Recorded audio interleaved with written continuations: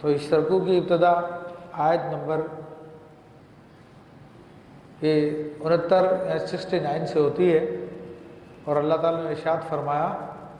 وَلَقَدْ جَاءَتْ رُسُلُنَا إِبْرَاهِيمَ، اور بے شک ہمارے فرشتے ابراہیم کے پاس مژدہ لے کر آئے ہیں، ان کے لیے ایک خوشخبری لے کر آئے، قالوا سلاما، اور بولے سلام۔ یہ فرشتوں نے ابراہیم علیہ السلام کو جو سلام کیا تھا وہ ہمارے انداز پہ نہیں کیا تھا، ہم کہتے ہیں السلام علیکم،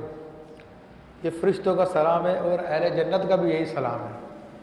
سورہ اعراف کے آخر میں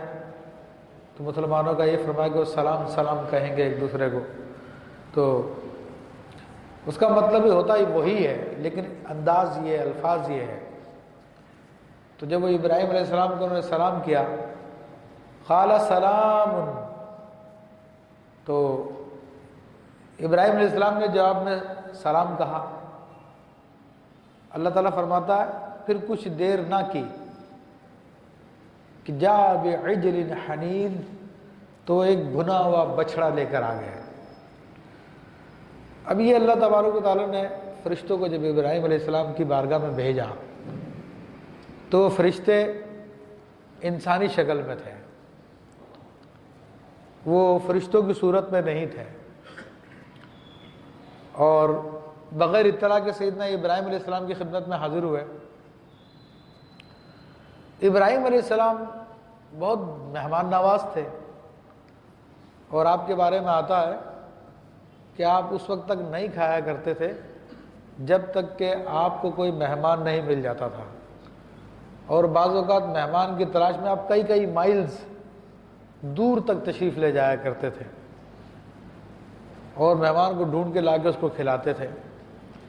تو اب یہ اللہ کے حکم سے مہمان آ گئے، تو ابراہیم علیہ السلام نے دیر ہی نہیں کی، اور ایک بچڑا تیار کیا، کاٹا، ذبح کیا، بھونا اس کو، اور ان کے لیے لے آئے مہمانوں کے لیے۔ تو اب علماء نے اس بات پہ گفتگو فرمائی ہے کہ یہ فرشتے کتنے تھے اور کون کون سے تھے؟ تو کسی نے 4 کہا، کسی نے 3 کہا، کسی نے 12 کہا، اور 12 کا عدد سمجھ میں آتا ہے کہ 12 آدمیوں کے لیے تو گائے آئے گی، بچڑا آئے گا، اب 3 آدمیوں کے لیے تو بچڑا نہیں آتا۔ تو اس میں حضرت جبرائیل علیہ السلام، حضرت میکائیل علیہ السلام اور حضرت اسرائیل علیہ السلام، اور بعض روایتوں میں اسرائیل علیہ السلام کے بجائے اسرافیل علیہ السلام تھے۔ تو یہ بزرگ فرشتے انسانی شکل میں آئے، ابراہیم علیہ السلام نے ان کی ظاہری حیت کو دیکھا تو ان کے لیے کھانا تیار کر لیا۔